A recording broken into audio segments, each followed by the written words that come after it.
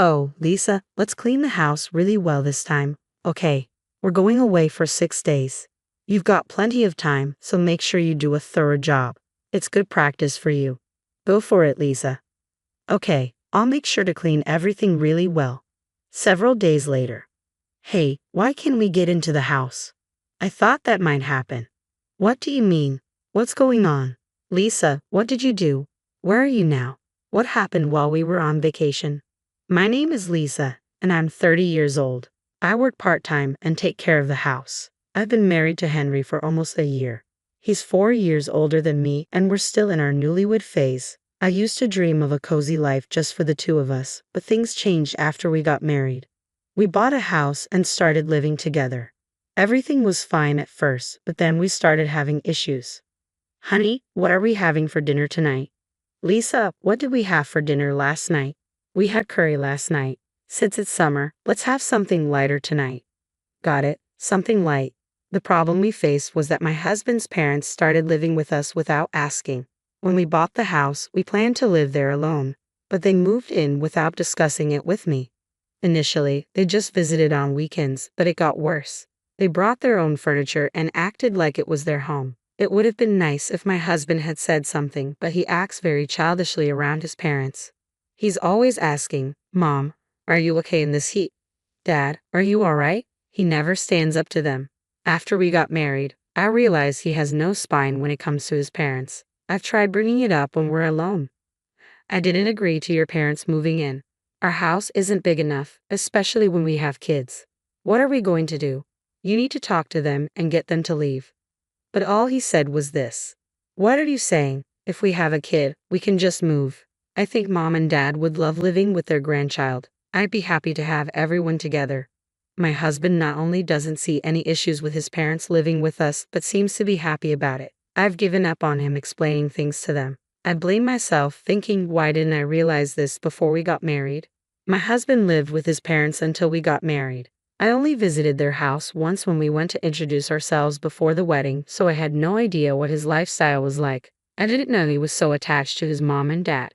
Living with his parents all of a sudden is stressful enough, and there's even more on top of that.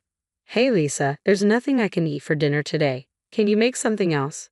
Well, isn't fish, boiled veggies, greens, and soup okay? I'm not in the mood for fish. I wanted meat today. My mother-in-law acts like she's entitled, always finding something to complain about, this or that. We don't have any meat right now. Oh, really? Let's just order takeout then.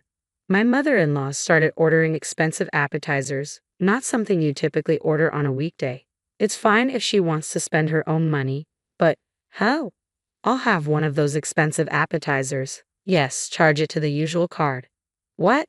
My mother-in-law had used my card without asking me. I was shocked and asked her why she did it. Because everyone will eat what I order, right? It's everyone's meal, so it's normal for you to pay, she explained confidently. Sure enough, if my mother-in-law orders a lot of food, everyone ends up eating it, including me, but why should I automatically bear the cost? I don't understand my mother-in-law's logic at all. And my father-in-law is quite a character too. If you're a wife supporting a family of 4, you have to cook both meat and fish. Everyone has different tastes, right? This is why modern women... No, you're the biggest problem here.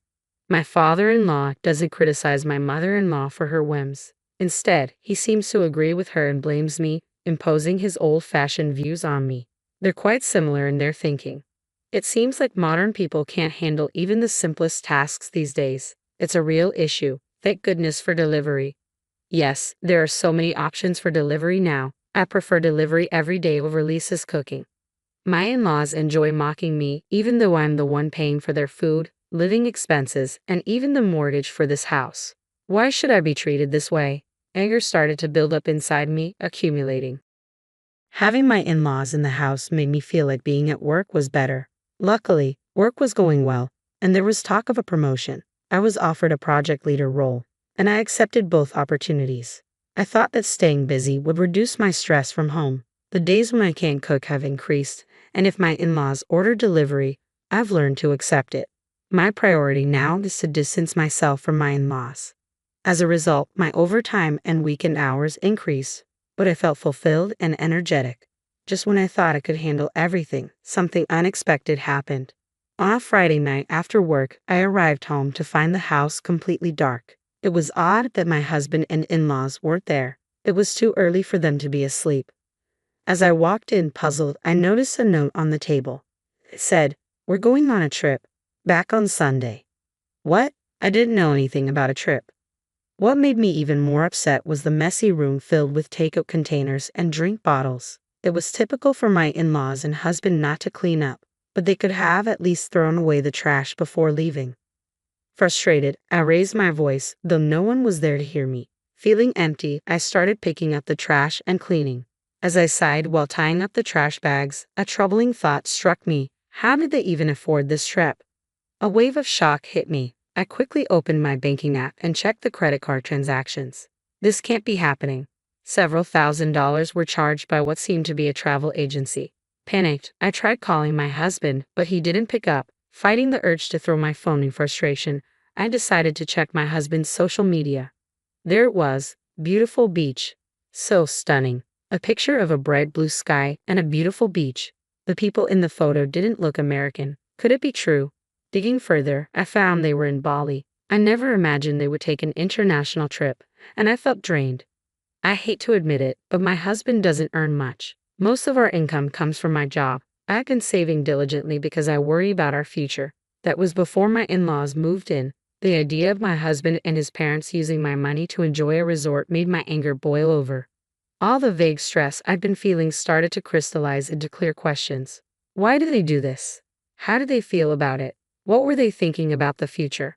It felt like an endless cycle of thoughts. I knew I needed to take action about my life. When my husband and in-laws returned from their trip, slightly sunburned, I was seething with irritation, though I kept quiet. We had such a great time. Traveling abroad is definitely worth it, and we found the food and accommodation quite affordable. My in-laws chirped. I bit my tongue to stop myself from asking who they expected to foot the bill for all of this. "Let's plan another trip, Mom, Dad." My husband chimed in, chatting with his parents. He seemed so immature, like a child begging for a summer vacation. At 35 years old. Seeing him like that filled me with disgust. I prepared dinner in frustration. "Stay calm. Just focus on cooking," I muttered to myself, moving mechanically. Then, "Oh dear, there's so much dust here," my mother-in-law remarked, running her fingers over a houseplant's leaves. "That's not good," my father-in-law murmured, giving me a quick glance. "You didn't clean while we were away. What kind of day off was that?" "What?" I couldn't help but ask again. "If you've kept the house clean all the time, I would have taken you on the trip. I didn't invite you because I was thinking about you and your housework. Isn't that right, Mom and Dad?" My husband said this seriously. "Thanks for considering that," I replied, holding back my anger. My face twitched and I turned away, pretending to get ingredients from the fridge. Inside, I was shouting, "Are you kidding me?" I couldn't believe it. They left the house messy, took a vacation with my money, and now they were saying this. Checking the credit card transactions while they were away only made me angrier. Did they go to a spa or fancy restaurants? Even in Bali, where things are cheaper, there were large charges constantly added. How much have they spent without asking me? I couldn't stop thinking about it. Hundreds, thousands, tens of thousands. Doing some quick mental math, a couple $1,000s wasn't out of the question. And with them taking over the entire household, it could be even more. I was beyond frustrated. Once they got a taste of using my money for trips, my husband and in-laws started going away more often.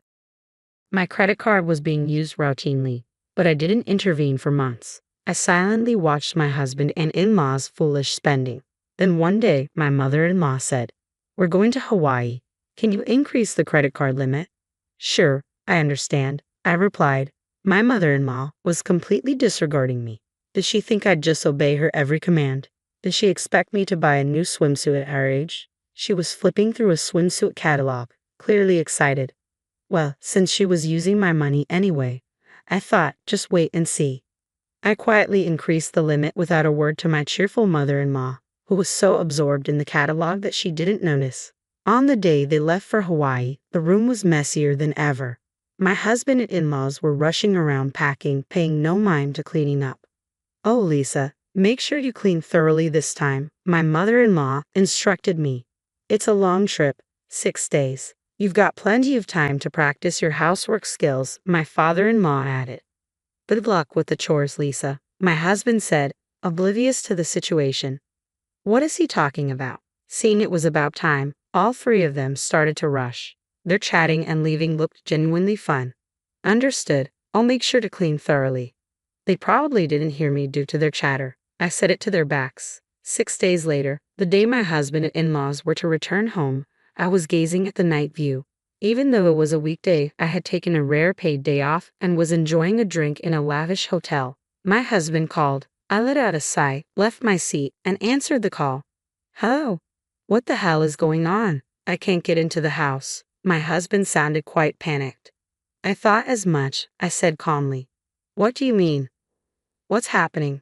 It's not surprising my husband was freaking out. After all, the house was vacant. There should be a for sale sign at the entrance, and not a single piece of furniture should be visible from the windows. Lisa, what have you done? Explain. Where are you? What did you do while we were away? I could hear my mother-in-law and father-in-law yelling in the background. I cleaned up, just as ordered, I answered nonchalantly. While all three were left stunned, I decided to explain.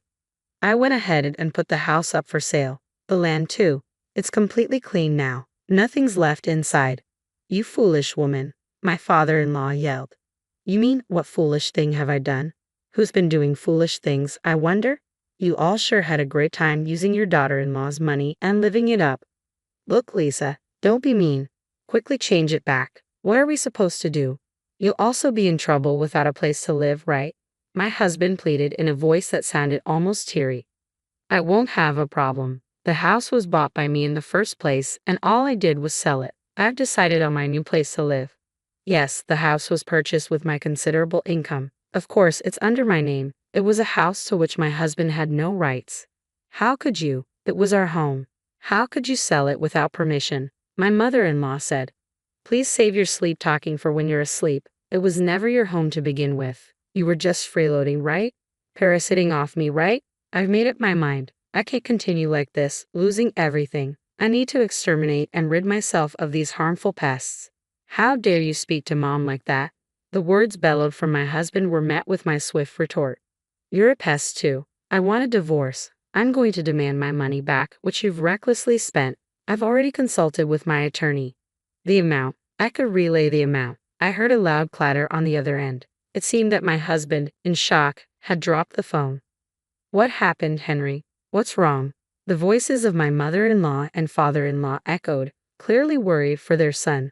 Oh, Dad. My husband started crying like a child through the phone. I could only pull back in disbelief, knowing that any further conversation would be futile. I hung up the phone, sitting back down. I sighed. It had become second nature to me, but today it was different. It was a sigh of relief. At last, I finally cleaned house.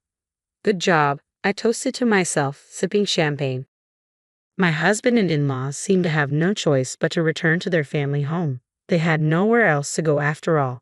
During the months from my decision to divorce until I actually brought it up, I found out that their home had turned into a hoarder's paradise. When I visited to introduce myself before marriage, the place didn't seem so disheveled. They must have hired professionals to temporarily tidy it up. Their house had a long-standing reputation in the neighborhood as a hoarder's home. Perhaps a messy house suits my messy husband and in-laws more than a clean one. Though my husband was reluctant about the divorce, he quickly accepted when confronted with my attorney. Sobbing, he even signed the agreement to pay me back the money they spent. It's not an amount he could easily afford with his salary, but it's only fair since he was the one who created the situation, recklessly indulging in luxuries with other people's money. And so I managed to completely sever ties with my troublesome family. However, I must regret the fact that I married such a man in the first place. Before he got married, I somehow managed to spin his troublesome traits in a positive light, finding him charming and laid back despite his age. Maybe I was too desperate as I approached my 30s. While occasionally venting about this to my colleagues, I go about my daily work. Will I be single forever from now on? You're still young. Don't say things like that. I appreciate the subordinates who play along with my complaints and jokes. You're right. I shouldn't give up hope. That's right. Would you consider someone younger? Was that a joke? Looking up, I saw my subordinate's face was serious. Don't hoard unnecessary things. Cleaning is important, but maybe, just maybe, I don't need to give up hope. These days, I find myself pondering such things.